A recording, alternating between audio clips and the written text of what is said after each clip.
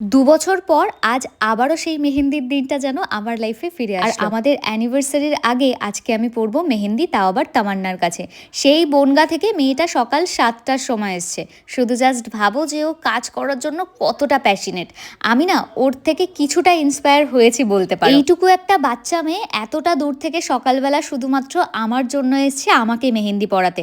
আর ওর হাতের কাজ তো আমি তোমাদেরকে কি আর বলি, অর্গানিক মেহেন্দিও পরায়। তোমরা যারা যারা ওর সাথে কন্ট্যাক্ট করতে চাও, আমি ওর প্রোফাইল ডিটেলস এখানে দিয়ে দিচ্ছি। ওর কন্ট্যাক্ট নাম্বারও স্ক্রিনে আমি শেয়ার করে রাখবো, তাই তোমরা নিজেদের স্পেশাল ডেতে ওকে বুক করতে পারো। আমার মেহেন্দিটা জাস্ট 2 ঘন্টায় এতটা ভরাট হয়েছে। লাস্ট 2 বছর কিন্তু আমি না মেহেন্দি পরেছি না নেল করেছি, বাট এবছর অ্যানিভার্সারিতে আমি সবটাই কিন্তু করাবো আবার নতুন করে। সেই বিয়ের দিনটার ফিলটা আমি নিতে চাই।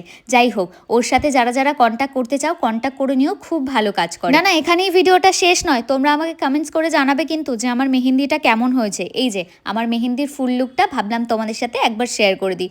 ভীষণ প্রিটি, আর আমি ঠিক এরকমটাই চাইছিলাম।